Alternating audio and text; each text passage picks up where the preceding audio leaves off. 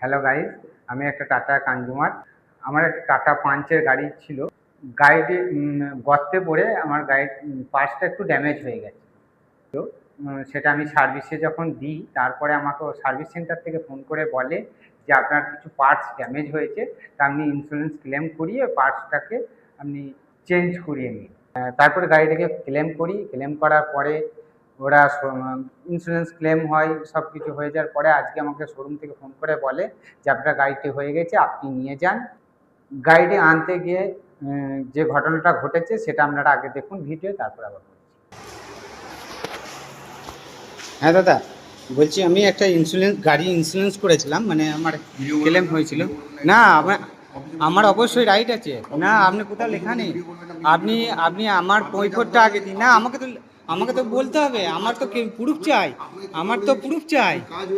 না, কাজ আমার মালটা আমার গাড়িটা যেটা হয়েছিল সেটা আমি তো ইন্স্যুরেন্স দিয়েছিলাম। ইন্স্যুরেন্স ক্লেম হয়েছে। আমার মালটা রিটার্ন চাই। হ্যাঁ, চেঞ্জ হয়েছে, মালটা রিটার্ন। হ্যাঁ,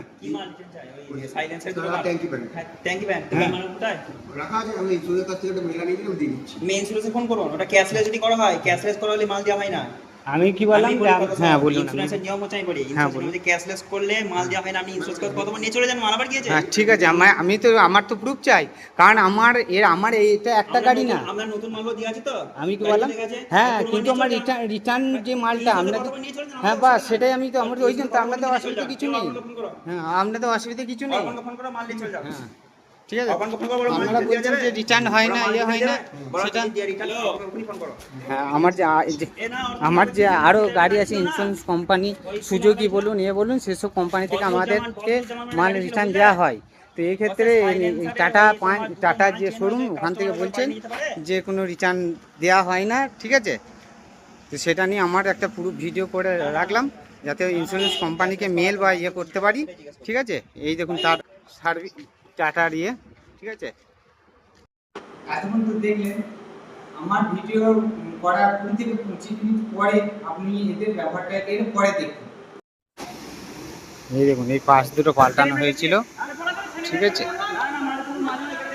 পার্স বলার পরে এখন পার্সটা বার করে দিচ্ছি। এই ভদ্রলোক কি বলেছিল, প্রথমে মাল দেবে না। হ্যাঁ ঠিক আছে, কোনো অসুবিধা নেই। বলার পরে মালগুলো কেটে তখন এইভাবে আমাকে বলছে হ্যাঁ আপনি মাল নিয়ে যেতে পারেন। ঠিক আছে,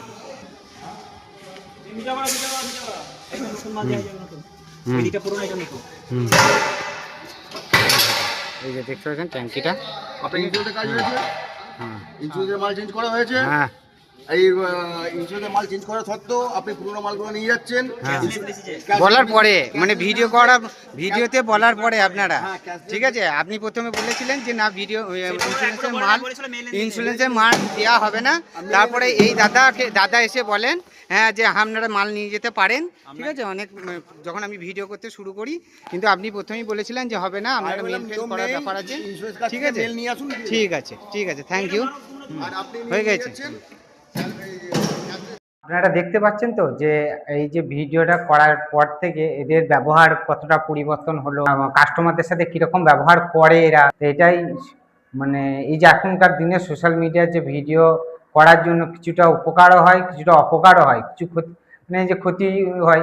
কিন্তু আমার এই ভিডিওটা করার জন্য আমার উপকার হলো, হয়তো পরে আমার সাথে আরও খারাপ ব্যবহার করতে পারে বা করতে পারতো। এটাই হচ্ছে মেন, আপনাদের কাছে তুলে ধরার একটাই উদ্দেশ্য আমার, যাতে এরা সার্ভিস ঠিকঠাকভাবে করুক আর আমরাও যেন ঠিকঠাক সার্ভিসটা পাই। আপনারাও যদি কোনো সময় কোনো প্রবলেম হয় তা অবশ্যই আপনারা ভিডিও করবেন। আমার মনে হয় এটা আপনারা কমেন্ট করে জানান।